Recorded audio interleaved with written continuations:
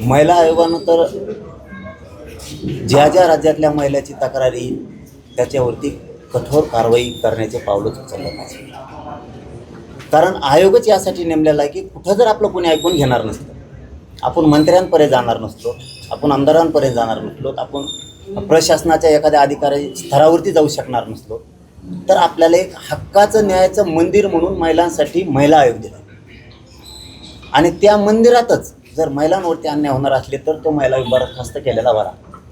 इथून पुढच्या काळात तरी महिला आयोगात कुठलीही तक्रार आली तर तिच्याकडं मायमाऊली म्हणून बघून ताबडतोब कारवाई व्हायला पाहिजे. महिला आयोगाकडून पुढच्या काळात तरी महिला आयोग सुधारला पाहिजे, अशा सूचना मुख्यमंत्री कार्यालयाकडून सुद्धा सुटल्या पाहिजे. महिला आयोगावरच राजकीय व्यक्ती जे आहे ते अध्यक्ष म्हणून बसलेली नाही, आता ती प्रक्रिया आहे दादा, ते केव्हा बंद नाही होणार.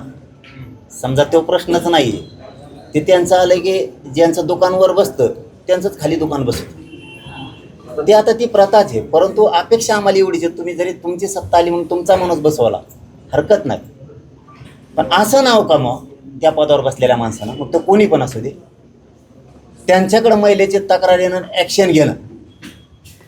एका बाजूला सरकार आणि एका बाजूला महिला आयोग लोकांना वाटला पाहिजे की आधाराचं स्थान महिलांचं कोणतं असेल तर महिला आहे. इथून पुढच्या काळात तरी त्यांनी ॲक्शन म्हणजे ॲक्शनच घेऊन महिलांना न्याय दिला पाहिजे. नसता त्यांच्या विरोधातही सुरू होणार मग.